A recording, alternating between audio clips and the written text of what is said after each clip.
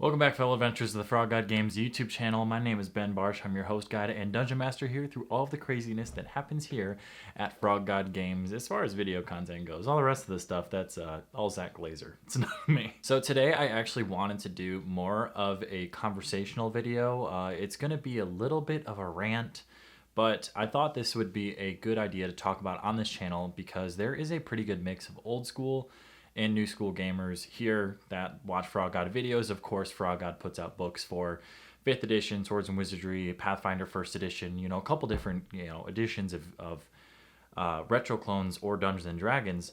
So I thought it would be good to talk about why you should be playing or should try playing old school Dungeons and Dragons. And I'm not saying, and I'm not absolutely not here to start an edition war. I think that every edition has very, very amazing elements of it. And I think that every edition lacks in some way. But coming from an old school gaming background and now transferring into both old and new school, I sort of mix the two in my gaming and me going to conventions.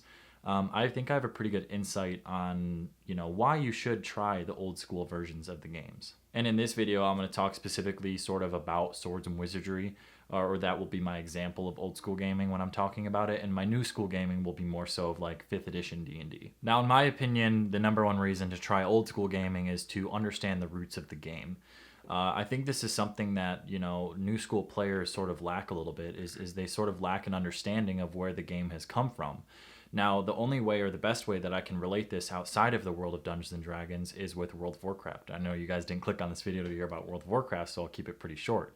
I started playing World of Warcraft in like the second expansion, technically, from the original game, Wrath of the Lich King. Now, this game is pretty true to the original form of World of Warcraft for the most part. I know there's some differences for those WoW nerds out there who are screaming into their screens right now. But if you look at the current version of the game of World of Warcraft, it's almost indistinguishable except for the names of the classes and the races. The moves are very different. How the game operates is very different. How you do dungeons, how you do raids, how you do questing, all of it is very different from the original game. And while that's not a bad thing, sometimes there needs to be innovation so that way the most amount of people can understand and enjoy a game. It's still important to take a step back and understand where the game came from so that way you can have a full appreciation for where it is today.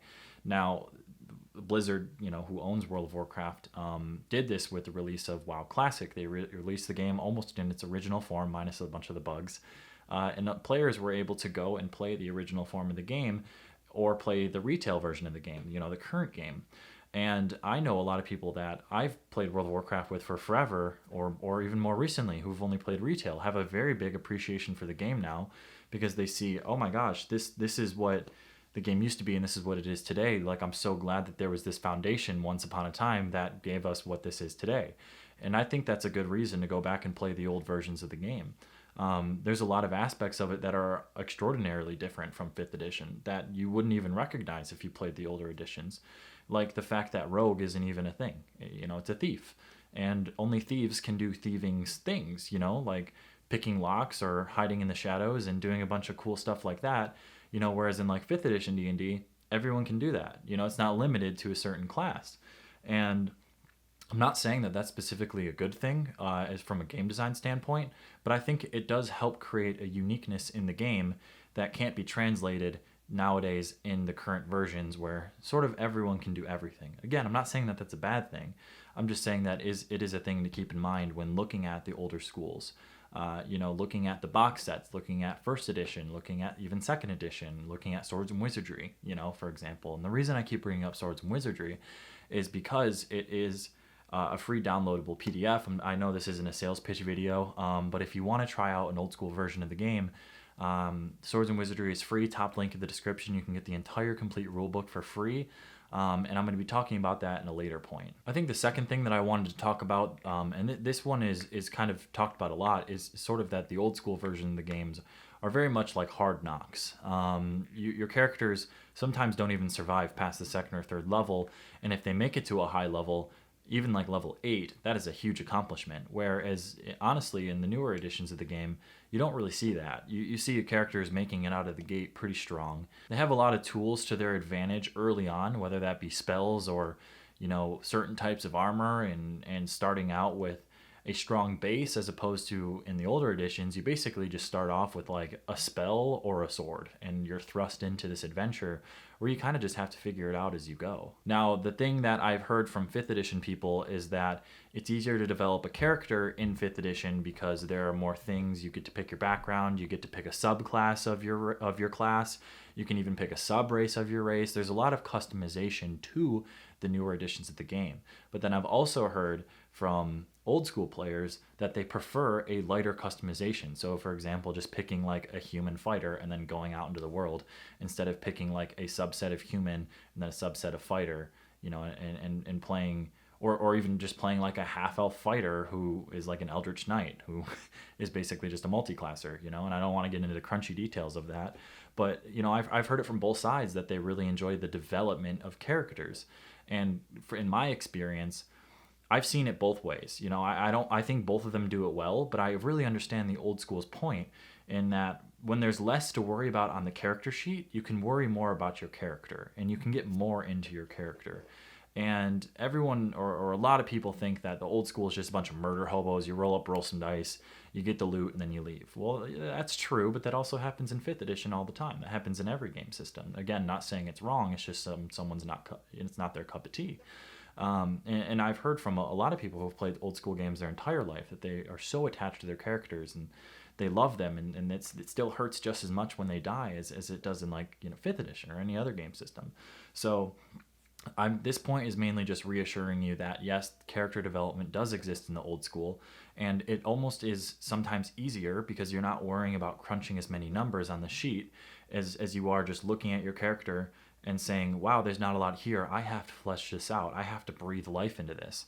When in like 5th edition, for example, the breath of life is sort of already in these numbers and in all these subcategories of certain checks or saving throws or backgrounds or flaws and all that kind of stuff. And having a simplistic character brings me to my next point. The third point is earned heroism. Now, this one is a bit of a touchy topic because, again, I don't think there's a right or wrong answer to this, but I think the really cool thing about old school gaming is you genuinely start off as just a scrappy little adventurer.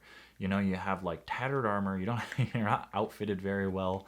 You might have one sword or like a bow and a quiver, and that's really about it. You don't have a bunch of spells or magic or abilities to really help you along the way. You stumble into a town, you find some more adventurers, and you find an innkeeper, a town clerk, and you say, hey, what do you got for us? What can we go help you with? And you go out and adventure in these very small ways, taking down smaller threats to a local civilization, and then you slowly build yourself up to being a mass stage hero. Now, while I agree that that's how it should operate in 5th edition as well, I think it often doesn't happen that way. I think right away, when you make your character, you're very strong, you have a lot of magic, you have a lot of abilities for those who aren't specifically using magic, but they're basically magical abilities because no normal person would be able to do that, and I get it, it's a game. Let's boost everything up. I'm all for high magic campaigns. But when you roll out of the gate right away and you're able to defeat a lot of odds, unless you're throwing a challenge rating 3 monster at the party, that's when it becomes a little bit questionable of like earned heroism. Is you're not just starting off as an adventurer and earning that place in a realm's Hall of Fame or something. In old school, you really have to earn it, and there's a part about that where it makes you really love the character even more. Because you look at them and say, wow, I was weak. I couldn't hit the broadside of a barn with my sword. And now I got a +2 sword that I'm just wheeling and dealing with and taking down devils and demons. And it's really cool. And that kind of brings me back to my point about WoW Classic as well, is when things are too easily earned in RPGs, I feel like it doesn't mean as much because everyone can earn it. And when your character makes it out of that gauntlet, you think, wow, this character is special, or wow, I really played this well, and we're kind of one and the same at this point. And that's how I felt playing like WoW Classic recently, or the original version of World of Warcraft. My character isn't even max level yet. I love him. He's been through it all, and I've really earned it with him. Whereas my character in retail, you can get max level in about a day, and then you're doing crazy damage in like a week. So again, not saying it's all bad. It's certainly not. It's just different strokes for different folks. It's whatever you want. But I do think there is a very intangible value in having a character that struggles in the beginning to then becoming the hero. And not always through themselves they become the hero, but through magic items and through assistance of other NPCs or party members. You really boost yourselves up in old school gaming. So my next points are going to be a lot quicker. I know I rambled on the other ones a lot, but number 4 is fast gameplay. Combat, in my opinion, is way quicker in old school gaming, even especially if you use just like GM versus the party initiative, where you both roll a d6, then whoever's got the higher or lower, that's who gets to go first. In 5th edition, combat is really drawn out, especially at higher levels. I don't know how debatable this point is. I know you can make it quicker by having a timer or having an initiative chart, in front of your DM screen or just on the table in some way so people know when they're coming up. But I feel like at the point of like 5th level or even 6th level, the combat is really drawn down. I mean, there's everyone's got so many different abilities going on, concentrations, abilities, bonus actions. There's just a lot of stuff flying around, and it can really bog down combat. And in old school, it's bam, bam, bam. I mean, you get through it and go quickly, and that's a point even to the role players or people who really enjoy role playing or exploration. If you have quicker combats, you have more time for the rest of the stuff, So that's just a quick point. I don't want to, again, I'm not trying to get number crunchy here. I'm just trying to do a conversational type video. So faster gameplay is generally happens in the old school versions of the game.